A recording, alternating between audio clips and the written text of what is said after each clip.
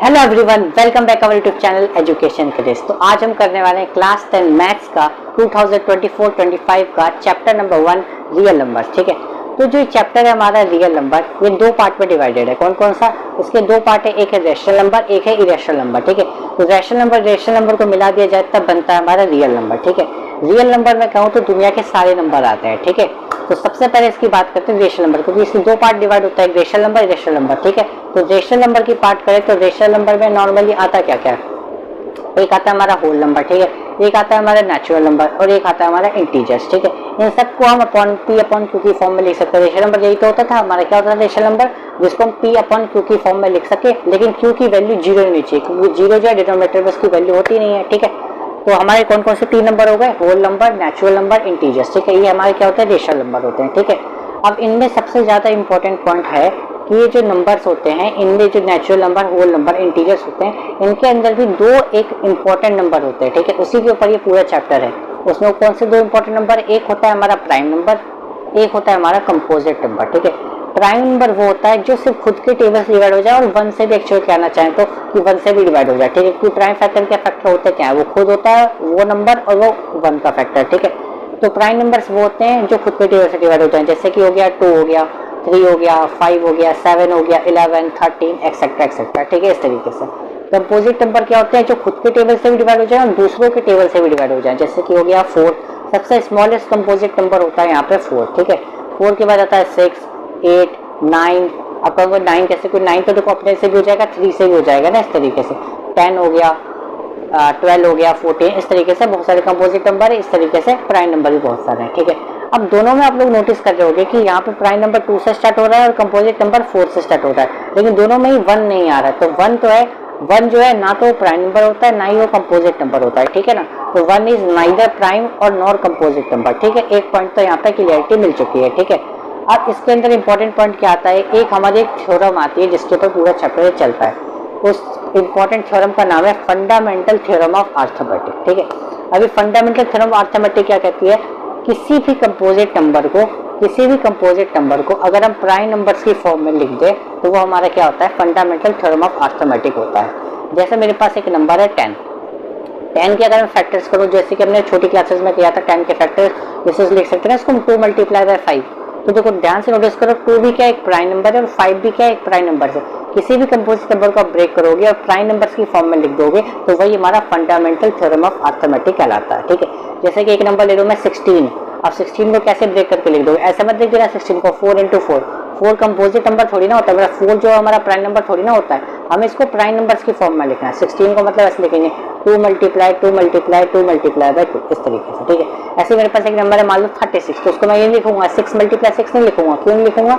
कि 6 मेरा prime number नहीं होता, मुझे इसको प्राइम नंबर्स की फॉर्म में लिखना है। तो मैं इसको 2 से करूंगा तो ये कहीं ना कहीं 3 से हो रहा होगा डिवाइड। ठीक है ना, मतलब 2 × से हो रहा होगा। देखो 2 से 2 बार में जाएगा, फिर 3 से ही 2 बार में चला जाएगा। ठीक है, इसके fundamental theorem of arithmetic simply यही है, किसी भी कंपोजिट नंबर को हम प्राइम नंबर्स की फॉर्म में लिख दे तो वो हमारा क्या होता है? फंडामेंटल थ्योरम ऑफ अर्थमेटिक होता है। ठीक है, यही पूरा पोर्शन जो था रेशनल नंबर का पोर्शन था। ठीक है, इरेशनल नंबर जो आता है हमारा एक्सरसाइज 1.2 है। इस साल के हिसाब से 2 एक्सरसाइज है, एक्सरसाइज 1.1, एक्सरसाइज 1.2। ठीक है, तो जो इरेशनल नंबर वाला टॉपिक है वो आता है हमारा एक्सरसाइज 1.2 में। ठीक है, इसमें इरेशनलिटी प्रूफ करनी होती है। इरेशनल नंबर वो होता है जिनको हम पी अपॉन क्यू की फॉर्म में ना लिख सकें। जैसे कि मेरे पास एक नंबर है पाई सबको पता है इरेशनल नंबर होता है। कुछ बच्चे कहेंगे कि पाई की वैल्यू 22/7 होती है, लेकिन नहीं, पाई की वैल्यू वो तो होती है, लेकिन पाई की एक्चुअल वैल्यू होती है 3.141। ठीक है, 14157 बहुत ज्यादा चलती रहती है। ठीक है, तो रेशनल नंबर होते हैं जो कभी खत्म ही नहीं होते, मतलब पॉइंट के बाद चलते रहते हैं, खत्म ना होते हो। ठीक है ना, ऐसे मेरे पास एक नंबर है √2। अब √2 की जो परफेक्ट स्क्वायर वाली वैल्यू नहीं होती वो भी हमारे रेशनल नंबर में काउंट होते हैं। जैसे कि √2 हो गया, √2 की वैल्यू कितनी होती है? 1.414, मतलब ये भी क्या चलते रहेगा। ठीक है, ऐसे √3 की वैल्यू हो गई 1.73205, ऐसे चलता रहता है ना।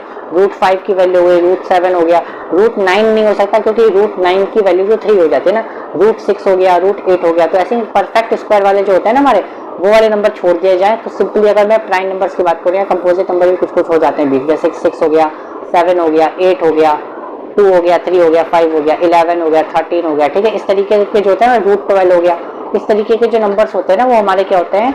इरेशनल नंबर्स होते हैं। ठीक है, जिनको हम रेशनल नंबर की फॉर्म में ना लिख सके, सिंपली बात है। ठीक है, तो अब ये चैप्टर एक तरीके से पूरा इंपॉर्टेंट पॉइंट है कि एक तरीके से अब इसमें यही था कि प्राइम नंबर, कंपोजिट नंबर और हमारा नॉर्मली क्या है, एलसीएम एंड एचसीएफ और 2 नंबर। एलसीएम एचसीएफ तो सबको पता है। एचसीएफ होता क्या था एक्चुअल में, एलसीएम एचसीएफ और 2 नंबर्स की अगर मैं बात करूँ तो एचसीएफ क्या होता है, एचसीएफ का मतलब होता है हाईएस्ट कॉमन फैक्टर, और एलसीएम का मतलब क्या होता है, लीस्ट कॉमन मल्टीपल। इसका मतलब क्या है, अगर मेरे पास मान लो कोई 2 नंबर है, मेरे पास एक 4 है, एक मेरे पास 12 है, अगर मुझे इसका एचसीएफ निकालना है तो पहले तो इनके प्राइम फैक्टराइजेशन करने पड़ेंगे।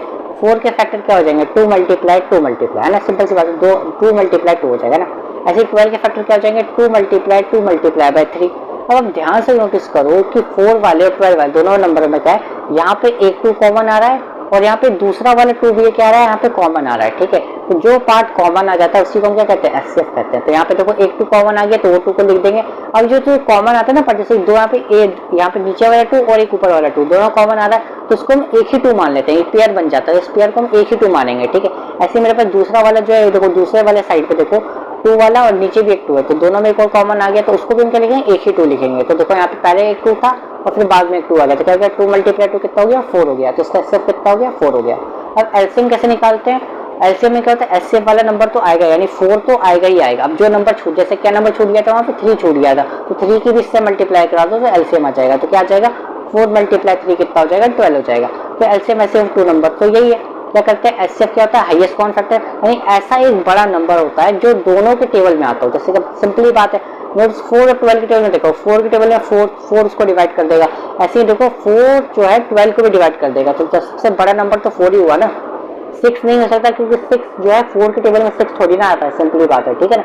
इसलिए 4 एक ऐसा बड़ा नंबर हो गया, हाईएस्ट नंबर हो गया जो दोनों को कॉमन आ रहा है दोनों में, ठीक है। और एलसीएम में क्या होता है, लीस्ट कॉमन, कम से कम जो छोटा से छोटा नंबर होता है ना वो आ जाए, लीस्ट कॉमन मल्टीपल, ठीक है ना। जो जब बहुत सारे नंबर जो है दोनों टेबल, जैसे कि अब देखो 2 भी आ रहा होगा 12 में, है ना, 12 में क्या है, 3 भी आ रहा होगा ना, ऐसे 2 का 4 के टेबल में 2 भी आ जाएगा, 12 भी आ जाएगा, ठीक है। ऐसे 4 भी आ जाएगा 4 के टेबल में, 12 के टेबल में 4 जो है 12 को डिवाइड कर देगा, ठीक है। तो एलसीएम यही होता है, क्या होता है एलसीएम, लीस्ट कॉमन मल्टीपल, और एचसीएफ क्या होता है, हाईएस्ट कॉमन फैक्टर, ठीक है। आई होप कि अंडरस्टैंड हो गया हो। तो अब एक्सरसाइज 1.1 सीधे स्टार्ट करते हैं, ठीक है। अब स्टार्ट करते हैं एक्सरसाइज 1.1 का फर्स्ट क्वेश्चन। क्या बोल रहे हैं first question, express each number as a product of its prime factor. इन सब के हमें क्या करना है, क्या प्राइम फैक्टर करना है, ठीक है, सिंपल सी बात है। तो कैसे करेंगे, देखो 140 है, ये तुम्हें पता ही है 140 के प्राइम फैक्टर कैसे करते हैं, क्या छोटी क्लास में मैंने पढ़ा था। कैसे करते हैं इसको, सबसे पहले 2 से ट्राई करेंगे। प्राइम फैक्टर इसका मतलब है कि प्राइम नंबर से स्टार्ट करेंगे। प्राइम नंबर तो मैंने बता दिया क्या होते हैं, 2 3 5 7 इस तरीके से, है ना। तो सबसे पहले 2 से ट्राई करके देखते हैं। 2 से जब करेंगे तो कितना आ जाएगा, 70 आ जाएगा, ठीक है। फिर 2 से अगेन करेंगे तो कितना आ जाएगा, यहाँ पे 35 आ जाएगा, ठीक है। फिर यहाँ पे अब 2 से तो हो नहीं रहा है, नहीं 3 से हो रहा, तब आगे वाले नंबर से ट्राई करो। 5 से करेंगे तो हो जाएगा, तो 5 से करेंगे तो 7 टाइम्स में चला जाएगा 35, ठीक है।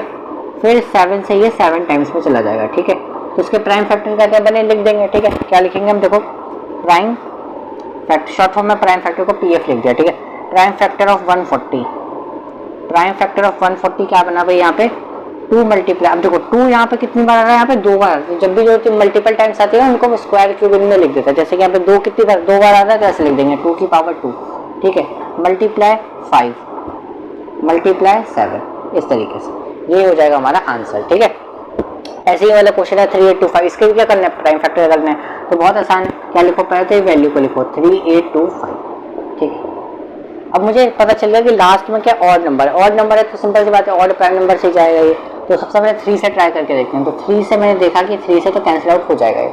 3 से करके देखो, 3 बन जाए तो 3 होता है ना, 3 2 जा 6 हो जाएगा, फिर 2 बचेगा तो 22 हो जाएगा, 21 चला जाएगा 7 बार में ना, फिर इधर जाएगा, तो यानी 1 2 7 5 बार में कैंसिल आउट तो हो ही जाएगा, ठीक है। फिर 3 से अगेन करेंगे इसको, तो कितनी बार में जाएगा ये, 4 2 5 बार में ना, 4 2 5 बार में, ठीक है। फिर एक बार चलो, आप 3 से तो हो नहीं रही है, 3 से तो नहीं हो पाएगा ना, तो 5 से ट्राई करके देखो। 5 से ट्राई करके देख रहे हैं तो 5 8 जाए तो 40 होता है, फिर 2 से जाएगा तो 5 5 जाए 25 है ना, 85 आ गया। 5 से एक बार और करके देख लो, 5 से और चला जाएगा 1 तो 17 बार में चला जाएगा, है ना। फिर 17 से ट्राई करके देख लो, तो 17 से तो 1 बार में कैंसिल आउट हो ही रहा है, ठीक है। तो इसके क्या होगा, प्राइम फैक्टर तो ऐसे लिख देंगे, प्राइम फैक्टर ऑफ 3825 क्या बने प्राइम फैक्टर, देखो यहाँ पे 3 कितनी बार 2 बार तो ऐसे लिख देंगे हम 3 की पावर 2 इस तरीके से मल्टीप्लाई, ऐसे 5 भी कितनी बार 2 बार तो ऐसे लिख दो 5 की पावर 2 मल्टीप्लाई बाय 17, ठीक है ना। ठीक है, स्टैंडर्ड फॉर्म में छोड़ना जरूरी होता है। ठीक है, तो ये होगा हमारा फर्स्ट सेकंड क्वेश्चन। ठीक है, बाकी के क्वेश्चन तो इसमें हो जाएगा, होमवर्क क्वेश्चन कर लोगे, इजी है, बस सब में करना क्या, प्राइम फैक्टर ही करना है। ठीक है, अब नेक्स्ट टॉपिक समझ लेते हैं। नंबर 2, देखो क्वेश्चन नंबर 2 क्या बोल रहा है, find the LCM and HCF of the following pairs of integers and verify that LCM into HCF equal to product of two number. देखो ऐसे में दो नंबर दिए रहेंगे, ठीक है, इनका हमें एलसीएम भी निकालना है, एचसीएफ भी निकालना है, फिर हमें इस फॉर्मूले में वेरीफाई भी करना है। ठीक है, ये तो बात की बात है, पहले एलसीएम और एचसीएफ सीख लेते हैं। ठीक है, तो एलसीएम एचसीएफ के लिए करना क्या होगा, पहले तो 26 का फैक्टर करने पड़ेंगे। ठीक है, 26 का फैक्टर तो आसानी से कर देंगे, क्या होगा भाई 2 से करेंगे तो जाएगा 13 बार में, फिर 13 से करेंगे तो 1 टाइम्स में चला जाएगा। ठीक है, तो प्राइम फैक्टर ऑफ 26 से कितने बने भाई, प्राइम फैक्टर 2 मल्टीप्लाई बाय 13। ठीक है, ऐसे ही 91 के कर लेंगे प्राइम फैक्टर। 91 के क्या बनेंगे प्राइम फैक्टर, देखो यहाँ पे कर लेते हैं 91 के। ठीक है, सबसे पहले 2 से करना ट्राई, 2 से नहीं करोगे तो 3 से करना, 3 से नहीं हो रहा होगा तो 5 से, 5 से नहीं हो रहा तो 7 से, तो ना तो 2 से होगा, ना तो 3 से हो रहा है, ना तो 5 से हो रहा है, डायरेक्ट किससे हो रहा है 7 से हो रहा है। ठीक है, 7 से हो जाएगा 13 टाइम्स में। ठीक है, फिर 13 से करोगे तो 1 टाइम्स में, तो यानी इसका फैक्टर क्या बना 7 मल्टीप्लाई बाय 13। ठीक है, अब इन दोनों में जो कॉमन वाला जो पार्ट होता है, जो कॉमन वाला पार्ट होता है उसी को हम एचसीएफ कहते हैं। देखो उसमें कॉमन क्या आ रहा है, ये आ रहा है ना कॉमन। ठीक है, तो इसका जो एचसीएफ है, देखो यहाँ लिख देता हूँ मैं, इसका जो एचसीएफ है कितना हो जाएगा यहाँ पे, एक सेकंड देखो, इसका जो एचसीएफ है यहाँ पे वो कितना हो जाएगा यहाँ पे 13, क्योंकि ये कॉमन पार्ट आ रहा है यहाँ पे, है ना। और एलसीएम में क्या होता है, एलसीएम में क्या होता है, ये जो एचसीएफ में जो कॉमन वाला पार्ट जो आया हुआ है ये तो आएगा ही आएगा, ये तो आएगा ही आएगा, लेकिन जो नंबर छूट गए हैं वो भी मल्टीप्लाई करा देते हैं इसमें। ठीक है, तो आ जाता है हमारा एलसीएम। तो जो इसकी मल्टीप्लाई कराओगे तो कितना आ जाएगा आपका 182 आ रहा है ना, 26 × 7 182 तो हो रहा है, चेक कर लेना। ठीक है, ठीक है, ऐसे ही देखो अब इसको, ये तो हमने निकाल लिया, एलसीएम एचसीएफ तो हमने निकाल लिया। तो क्या बोला तो क्वेश्चन में कि एलसीएम एचसीएफ पता करो, तो पहले तो उसके प्राइम फैक्टर करें, जो कॉमन वाला जो पार्ट आता है वो हमारा एचसीएफ हो जाता है, और एलसीएम कैसे निकालते हैं, जो कॉमन वाला जो पार्ट है वो तो आएगा ही आएगा, लेकिन जो नंबर छूट गया उनकी भी मल्टीप्लाई कराते हैं, तो क्या आ जाएगा हमारा यहाँ पे एलसीएम आ जाएगा। ठीक है, तो एलसीएम एचसीएफ निकाल लिया हमने, और हमें लेकिन क्वेश्चन में बोला क्या था यहाँ पे कि वेरीफाई भी करना है इस फॉर्मूले में डाल के, इस फॉर्मूले में डाल के। ठीक है, तो ये फॉर्मूला लगाना पड़ेगा हमें। देखो क्या करना है इसमें, हमें वेरीफाई करना है LCM into HCF equal to product of two number, यानी इसके पहले देखो प्रोडक्ट ऑफ टू नंबर्स का मतलब कि ये जो दो नंबर दिए ना मैं यहाँ पे 26 91, इनका तो मल्टीप्लाई कर दो।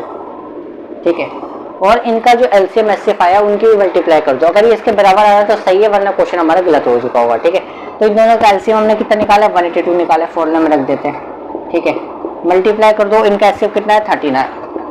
ठीक है, तो इनकी मल्टीप्लाई करके लिख दो, देखना दोनों का आंसर देखना सेम ही आएगा, दोनों का आंसर क्या आएगा सेम ही आएगा। ठीक है ना, क्योंकि मैंने एलसीएम एचसीएफ करेक्ट निकाला है, गलत निकाला होगा तो आपका आंसर यही इनकरेक्ट हो जाएगा ना। तो भाई इन दोनों की मल्टीप्लाई करके यहाँ पे लिख देना, फिर फाइनल आंसर यहाँ पे लिख देना हेंस प्रूव्ड। ठीक है, वेरीफाई तो कर दिया हमने। ठीक है ना, इस तरीके से। ठीक है, ऐसे एक और क्वेश्चन बता देता हूँ। ठीक है, 36 है। ठीक है, तो इसके प्राइम फैक्टर करने में तो 336 के प्राइम फैक्टर क्या होंगे, देखो सिंपल सी बात है, तो प्राइम फैक्टराइजेशन करो तभी तो एलसीएम एचसीएफ निकलेगा 336। ठीक है, तो उसको अगर मैं 2 से ट्राई करूँ तो कितनी बार में जाएगा ये 1, और यहाँ पे जाएगा 6 हो जाएगा ये, फिर यहाँ पे जाएगा तो 168 बार में। ठीक है, फिर 2 से अगेन चला जाएगा 84 बार में ना, फिर 2 से अगेन जा रहा है ये, 2 से ही जाएगा जाते 42, ऐसे ही 2 से दोबारा जा रहा है 21 बार में। ठीक है, अभी 3 से जाएगा ना, 3 7 21, फिर 7 से जाएगा ये। ठीक है, तो यानी कि 336 का फैक्टर क्या क्या बने यहाँ पे, 2 कितनी बार आना है यहाँ पे, देखो 4 बार आ रहा है 2, तो ऐसे लिखूंगा 2 की पावर 4 मल्टीप्लाई 3 मल्टीप्लाई बाय 7। ठीक है, इस तरीके से। ऐसे 54 के फैक्टर क्या क्या निकलेंगे वे निकालो, 2 से करेंगे तो 27 बार में जाएगा, है ना, बेसिक सवाल है। फिर 3 से करेंगे तो 9 बार में जाएगा, फिर 3 से अगेन करेंगे तो 3 बार में जाएगा, फिर 3 से अगेन करेंगे तो 1 बार में जाएगा। ठीक है, तो 54 के फैक्टर क्या क्या बने यहाँ पे, 54 के फैक्टर बन गए यहाँ पे 2, तो यहाँ पे एक ही बार, 3 यहाँ पे कितनी बार आ रहा है, यहाँ पे 3 बार आ रहा है। ठीक है, तो उसको इस तरीके से लिख दिया। ठीक है, कोई दिक्कत नहीं है। ठीक है, अब इसमें जो कॉन वाला जो पार्ट होगा वो हमारा एचसीएफ होगा, और जो कॉन वाला जो पार्ट है वो तो आएगा ही आएगा, लेकिन जो बाकी नंबर छूट गए वो भी अगर मल्टीप्लाई कराते तो क्या आ जाएगा एलसीएम आ जाएगा। ठीक है, तो बहुत सिंपल है, ऐसे करेंगे। देखो इसका एचसीएफ कैसे पता करेंगे, देखो कॉमन पार्ट क्या है, देखो नोटिस करो यहाँ पर 1 2 और यहाँ पर भी 1 2 कॉमन तो आ ही रहा है ना। यहाँ पे देखो, यहाँ पे 2 कितनी बार है 4 बार है, यहाँ पे कितनी बार है 2 1 बार है, तो यहाँ पे 1 2 तो कॉमन आ गया। ठीक है, 1 2 तो कॉमन आ गया। ठीक है, ऐसे ही देखो यहाँ पे 1 3 है और यहाँ पे 3 3 है, यहाँ पे 3 जो है 3 बार मल्टीप्लाई में चल रहा है, इसकी पावर 3 का मतलब है कि एक्चुअल में 3 बार मल्टीप्लाई चल रहा है 3 है ना। तो यहाँ पे एक 3, यहाँ पे एक 3 कॉमन आ गया, एक 3 भी, तो एचसीएफ कितना आ गया यहाँ पे 6 आ गया। ठीक है, इस तरीके से 2 यहाँ से है कॉमन, यहाँ 3 आया, 2 × 3 कितना हो गया 6 हो गया। ठीक है, ऐसे ही एलसीएम में देखो क्या आएगा, ये मल्टीप्लाई वाला नंबर तो आती है, एचसीएफ वाला नंबर तो एलसीएम में आएगा ही आएगा, लेकिन जो नंबर छूट गए ना वो भी आ जाएंगे। जैसे कि देखो यहाँ पे तुमने एक 2 कॉमन ले लिया, तो यहाँ पे कितना बचा 2 की पावर 3 बचा ना कॉमन यहाँ पे, तो 2 की पावर 3 यानी कि ऐसे लिख दो 2 मल्टीप्लाई बाय 2 है ना। और ऐसे ही देखो 3 में तुमने यहाँ पे कॉमन ले लिया होगा एक पे, लेकिन यहाँ पे भी तो 2 3 बच गए होंगे, तो 2 3 यहाँ पे लिख दो। ठीक है, ऐसे ही देखो यहाँ पे क्या बच गया होगा 7 बच गया यहाँ पे। ठीक है, तो बस मल्टीप्लाई करा देंगे सबकी, तो आपका एलसीएम आ जाएगा यहाँ से कितना आ जाएगा, मल्टीप्लाई करा दो कितना आ जाएगा, ये तो हो गया 8 6 48। ठीक है, 48 इंटू होगा आपका 9 7 63 है ना, 8 6 48, 48 इंटू 63 कर दो भाई, 48 इंटू 63 कर दो फटाफट से, तो आ जाएगा 8 3 24 हो गया, 4 6 12 वही 14 हो गया, 8 6 48 हो गया, 4 6 24, ये कितना जाएगा 28 हो जाएगा, 4 4 8 12 8 9 1 10, तो 3024 आ गया एलसीएम। कितना आ गया भाई यहाँ से 3024 आ गया। ठीक है, इसको रफ करेंगे यहाँ से फटाफट, कितना आ गया 3024 3024। ठीक है, तो एचसीएफ कितना आया 6 आया, एलसीएम कितना आ गया 3024 आ गया। अब करना क्या है, वेरीफाई करना है। वेरिफिकेशन का फॉर्मूला क्या है, LCM into HCF equal to product of 2 number भी बोल सकते हैं और ऐसे भी बोल सकते हैं कि first number multiply by second number. ठीक है ना, जो लिखना चाहो वो लिख दो। ठीक है, ठीक है, इस तरीके से। तो एलसीएम कितना निकाल लिया 3024 निकाल लिया हमने। ठीक है, एचसीएफ कितना निकाल लिया हमने यहाँ पे 6 निकाल लिया। ठीक है, पहला नंबर क्या था हमारा 336। ठीक है, दूसरा नंबर क्या था हमारा 54 था। ठीक है, तो दोनों की मल्टीप्लाई करानी है लास्ट में। ठीक है, तो आंसर आ जाएगा हमारा आंसर, दोनों साइड बराबर आ जाएगी। दोनों साइड बराबर नहीं है तो अपने कहीं गलती होगी। ठीक है ना, तो ये वेरिफिकेशन का भी फॉर्मूला बहुत ज़्यादा इंपॉर्टेंट है, इसको रखना, ये हमारे आगे जाके काम आने वाला है क्वेश्चन में। ठीक है, कौन सा वाला, ये वाला formula, LCM into HCF equal to first number into second number. First number into second number कह लो या फिर प्रोडक्ट ऑफ 2 नंबर कह लो, बात एक ही है। ठीक है, तो एक फॉर्मूला यहाँ पे बन चुका है, यहाँ पे इसको याद कर लेना। ठीक है, चलो अब नेक्स्ट क्वेश्चन नंबर 3 है। इसमें क्या करना, क्या इसमें भी एलसीएम एचसीएफ निकालना, लेकिन फर्क क्या है, इसमें अब 3 नंबर दे दिया, लेकिन वही प्राइम फैक्टराइजेशन से ही करना है। तो सबसे पहले क्या करेंगे, ऐसे 12 के फैक्टर कर देना। तो मैं तो डायरेक्ट कर दूंगा कि अब तो पता चल गया ना, 12 के फैक्टर क्या करोगे आप 2 मल्टीप्लाई बाय 3 आ जाएगा है ना। ऐसे 15 के फैक्टर क्या आ जाएंगे 3 मल्टीप्लाई बाय 5 आ जाएगा। ऐसे 21 के फैक्टर कितना आ जाएंगे 3 मल्टीप्लाई 7 आ जाएगा। ठीक है, अगर किसी बच्चे को दिक्कत होती है तो पहले वैसे कर लेना जैसे हमने फर्स्ट और सेकंड क्वेश्चन में किया था, पहले ऐसे डाटा बनाया इस तरीके से, ऐसे कर लेना फिर ये लिख देना। ठीक है ना, बाकी तो अब तो आ ही गया होगा, इसमें है ही क्या ना। तो अब इस पे देखो कॉमन पार्ट क्या आ रहा है, कॉमन तो देखो यही आ रहा है, कॉमन है ना 3, बस एक 3 आ रहा है कॉमन। अब देखो कॉमन पार्ट क्या देखना, ध्यान रखना 2 तो इधर भी आ रहा है, 2 देखो इधर नहीं आ रहा। ठीक है ना, कॉमन पार्ट जो है तीनों में आना चाहिए, ध्यान रखना, तब वो ऐसे होगा। ऐसे नहीं कि इन दो में आ रहा है तो दोनों को ले लेंगे, नहीं, तीनों में आना चाहिए जब जाके होगा इससे। ठीक है, 3 नंबर वाले में क्या होता है, तीनों में देखना होता है कॉमन क्या आ रहा है। ठीक है, और मान लो यहाँ पे 2 होता लेकिन यहाँ पे 2 नहीं होता, तो इन दोनों में 2 ऐसे भी कॉमन नहीं लेता मैं, तीनों में लेना आएगा। ठीक है ना, तीनों में कॉमन आना चाहिए। ठीक है, तो इसका एचसीएफ कितना हो जाएगा यहाँ पे 3 हो जाएगा। एलसीएम कितना हो जाएगा, एलसीएम तो बता रखा है मैंने, एचसीएफ वाला पार्ट तो आएगा ही आएगा, लेकिन जो नंबर छूट गए वो भी आ जाएंगे, जैसे कि 2 मल्टीप्लाई 2 ये भी आ जाएगा। ठीक है, ये नंबर भी आ जाएगा 5 और ये नंबर भी आ जाएगा। तो मल्टीप्लाई कर दो, कितना आ गया यहाँ पे 4 5 जाता 20 हो गया, 20 और 21 की मल्टीप्लाई करा देंगे तो आ जाएगा 420 है ना, इस तरीके से। ठीक है, हो गया, एलसीएम एचसीएफ निकल गया। ऐसे ही वाला क्वेश्चन करना है। देखो 17 के फैक्टर कर दो, तो 17 फैक्टर क्या ही होंगे 1 इंटू 17 ले सकते ज़्यादा से ज़्यादा है ना, क्या ही कर दो, इसको 17 इंटू 1 लिख दो, बात तो एक ही है। 23 के फैक्टर क्या ही होंगे 1 इंटू 23 आ जाएगा ज़्यादा से ज़्यादा ना। 29 के क्या हो जाएंगे, तो 1 इंटू 29 हो जाएंगे। ठीक है, ठीक है, तो यहाँ पे एचसीएफ क्या आ जाएगा, ज़्यादा से ज़्यादा कुछ नहीं आ रहा तो एचसीएफ क्या आ जाता है 1 ही आ जाता है कॉमन। देखो 1 आ रहा है ना कॉमन तीनों में, तो एचसीएफ कितना हो गया 1। ठीक है ना, ये सब क्या है कोप्राइन नंबर से। कोप्राइन नंबर से वो होते हैं जिनका फैक्टर 1 होता है। ठीक है ना, जिनका एचसीएफ 1 होता है हमेशा। ठीक है, तो इनमें कुछ नहीं आ रहा। जो एक्चुअली में जब आप 17 का करोगे क्या ही करोगे, 17 का 17 आएगा, 23 का 23 आएगा, 29 का तो कुछ नहीं है, तो अपनी मर्जी से हम 1 लगा देते हैं मल्टीप्लाई में। ठीक है ना, तो एचसीएफ कुछ ना कुछ 1 तो मिल ही जाए कॉमन। एचसीएफ 0 थोड़ी ना होगा, एचसीएफ हो नहीं सकता है 0, पॉसिबल ही नहीं है। ठीक है, एलसीएम क्या होगा यहाँ पे, एलसीएम जो है सिंपल सी बात है, ये नंबर तो आएगा ही आएगा मल्टीप्लाई में, बाकी 3 नंबर भी आ जाएंगे मल्टीप्लाई में, कर देंगे इनकी मल्टीप्लाई। ठीक है, तो इसकी जो मल्टीप्लाई करके जो आएगा वो लिख देना है यहाँ पे, फाइनल आंसर आ गया। ठीक है, तो ऐसे जो इसके बचे हुए पार्ट है वो भी ऐसे ही होंगे। 3 नंबर वाला एलसीएम एसएफ सीख चुके हो, 2 नंबर वाला एलसीएम एसएफ चुके हो, उसका वेरिफिकेशन सीख चुके हो, वो प्राइम फैक्टर तो आप सीख ही चुके हो कैसे करना है। ठीक है, अब आगे के एक आध क्वेश्चन और।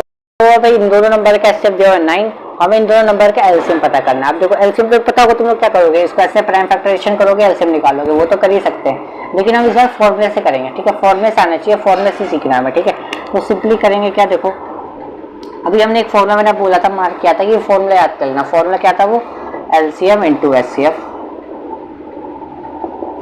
Equal to product of 2 number लिखवाया था नहीं फॉर्मूला, यही फॉर्मूला लगा के हम सॉल्व कर लेंगे। देखो 2 नंबर कौन से हमारे, एक नंबर तो 306 है, दूसरा नंबर कितना है 657 है। ठीक है, एलसीएम कितना है, एलसीएम जिसका पता करना है इन दोनों नंबर का, तो एलसीएम को ऐसे रहने दो। ठीक है, लेकिन इन दोनों नंबर का एचसीएफ तो हमें पता है कितना, 9 दे रखा है ना क्वेश्चन में। देखो एचसीएफ दे रखा है इन दोनों नंबर का कितना, 9 दे रखा है। ठीक है, तो बेसिकली 9 से तो कैंसिल आउट हो जाएगा, ये भी कैंसिल हो रहा है, ये भी कैंसिल, मर्जी किसी को कैंसिल आउट कर दो। जैसे ये कैंसिल आउट हो रहा है 34 टाइम्स में ना, तो 34 की इससे मल्टीप्लाई करा देना, डायरेक्ट एलसीएम आ जाएगा। एलसीएम कितना आ गया यहाँ पे 22338। ठीक है, यही क्या होगा आंसर होगा फाइनल। इजी पीजी क्वेश्चन था। और कुछ बच्चे सोच रहे होंगे 9 से ये कैसे कट कर दिया, देखो 9 सिंपली मल्टीप्लाई में इक्वल टू किधर जाएगा, तो डिवाइड में जाएगा, तो 9 से तो वैसे भी कट नहीं था। ठीक है ना, 9 से चाहे तो आप इसको भी कट करते तो मल्टीप्लाई करते जब भी आंसर वही आना था। ठीक है, ऐसे ही देखो अच्छा क्वेश्चन था, ये फॉर्मूला याद कर लेना, ये वाला फॉर्मूला जो है। ठीक है ना, नेक्स्ट क्वेश्चन करते हैं। एक बहुत ही अच्छा क्वेश्चन है, चेक करो कि 6 एंड विद द डिजिट 0। देखो इसका मतलब क्या, क्वेश्चन बताता हूँ मैं। ये क्वेश्चन ये कहना चाहता है कि n की जगह पे ऐसा कौन सा नेचुरल नंबर मैं पुट करूं कि मेरा आंसर 0 आ जाए। मतलब कि देखो ऐसा कहना चाहता है क्वेश्चन, देखो 6 की पावर n है ना, इसको हम लिख कैसे सकते हैं, देखो नॉर्मली कैसे लिख देंगे, 2 की पावर n और 3 की पावर n।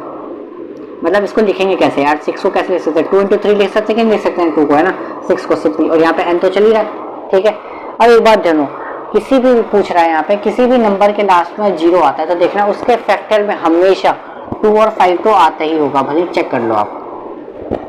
जैसे अगर मैं मान लो कोई सा भी नंबर लो जिसमें लास्ट में 0 आता हो, जैसे कि मैंने यहाँ पे ले लिया मान लो 130, अब इसके फैक्टर में 2 और 5 तो मिलेंगे ही मिलेंगे। देखो ना इसके फैक्टर आप करोगे तो देखना 2 और 5 तो आएंगे ही आएंगे, कोई सा भी नंबर है लेकिन 2 और 5 तो उसमें आ ही रहे होंगे। ठीक है ना, तो किसी भी नंबर के लास्ट में 0 आता है तो उसके फैक्टर 2 और 5 तो आते ही हैं। ठीक है, तो ऐसे ही हमें ये चेक करना है इसमें कि इसमें लास्ट में 0 आ रहा है कि नहीं आ रहा है। ठीक है, सिंपली बात है, अगर इसके फैक्टर मैंने जब करे तो क्या है 2 into 3 आया, अगर इसके फैक्टर में 2 into 5 कहीं आ रहा होता तो मैं कह देता कि 0 आएगा इसके लास्ट में कहीं, लेकिन इसके यहाँ पे 2 into 3 आ गया, है ना।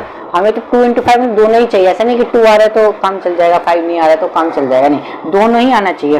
2 भी आना चाहिए, 5 भी आना चाहिए, दोनों में से कोई एक आ रहा है तो काम नहीं चलेगा, दोनों आने चाहिए। ठीक है, तो इसके फैक्टर मैंने करे क्या ही आएंगे 2 into 3, अगर 2 into 5 में आ रहा था तो कहीं ना कहीं में समझ जाता है कि 0 तो आ रहा होगा लास्ट में, लेकिन नहीं आ रहा फैक्टर, तो इसके फैक्टर कहीं 0 नहीं आ रहा होंगे, तो लास्ट में हम बस ये लिख देंगे simply, so there is no natural number, so there is no natural number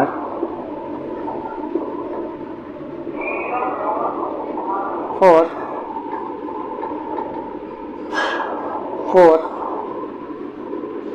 6 and cannot and with digit d। ठीक है, ये लाइन लास्ट में लिख देंगे। ठीक है, तो यही हमारा सॉल्यूशन है, बस तो सिंपली वही चेक करना था कि लास्ट में 0 आने चाहिए, 0 आने के लिए कौन से 2 और 5 फैक्टर आने चाहिए इसके, लेकिन यहाँ पे 2 और 3 आ रहे थे फैक्टर, मतलब 5 नहीं आ रहा था, दोनों ही आने चाहिए, 2 और 5 दोनों आने चाहिए, इस वजह से फैक्टर नहीं बन पाया। तो वही चीज को यहाँ पे लिख दिया कि ऐसा कोई नेचुरल नंबर नहीं है कि जिसके लास्ट में 0 आ रहा हो उसके फैक्टर में। ठीक है, इसके फैक्टर में आई नहीं, सिंपल सी बात। देखो इस वाले क्वेश्चन में करना है क्या, इसमें चेक करना है, बताना है, मैं एक्सप्लेन करना है कि ये कंपोजिट नंबर क्यों है। ऐसे एक और क्वेश्चन है दे रखा हुआ एनसीईआरटी वाली बुक में, वो भी सेम टू सेम इसी की तरह होती है, ये कॉन्सेप्ट समझ जाओगे तो वो तो हो ही जाएगा ऑटोमेटिक। देखो इसमें करना क्या है, नॉर्मली अगर हमें चेक करना है कि कंपोजिट नंबर है तो सिंपली क्या करना पड़ेगा, कंपोजिट नंबर तो मैं पहले ही बता चुका हूँ क्या होता है, जिसके 2 से ज्यादा फैक्टर हो रहे हो वो कंपोजिट नंबर होता है। तो जैसे क्वेश्चन में मेरा क्या है 7 × 11 × 13 + 13, ठीक है ना, तो इसको करेंगे कैसे, इसमें से मैं कर रहा हूँ 13 क्या ले रहा हूँ, कॉमन ले रहा हूँ, यहाँ कितना बच गया 7 × 11 × 1 + 1, है ना, सिंपली बात है। अब इसकी मल्टीप्लाई करूँगा कितना जाएगा 77 + 1, और यहाँ पे कितना 13, कितना होगा 13 × 78। ठीक है, एक बात बताओ, मैं कोई से भी नंबर की मैं मल्टीप्लाई करूँ, जैसे कि मेरे 6 है, 6 के मैं फैक्टर करूँ यहाँ पे कितना हो जाएगा 2 और 3, सिंपल सी बात है, एक 2 भी फैक्टर हो गया, 3 भी फैक्टर हो गया, और एक अपने टेबल से भी डिवाइड हो जाएगा। ठीक है, तो ऐसे ये भी है भाई, सिंपली बात है ना कि इसको जो भी मल्टीप्लाई करके जो भी नंबर आएगा वो 13 का भी फैक्टर होगा, वो 78 का, 78 से भी वो कितने ही नंबर से डिवाइड हो जाएगा। बने इसको मल्टीप्लाई करके जो भी नंबर आएगा वो देख लेना इसको, वो 2 से डिवाइड हो जाएगा, 4 से कितने ही नंबर से डिवाइड हो जाएगा। तो सिंपल सी बात है, इसके 2 से ज्यादा फैक्टर हो रहे हैं तो ये कंपोजिट नंबर है। ठीक है, तो यहाँ पे लिख देना hence it is a composite number. ये या फिर ये लिखना इट इज अ 2 और मोर फैक्टर, 2 और मोर फैक्टर,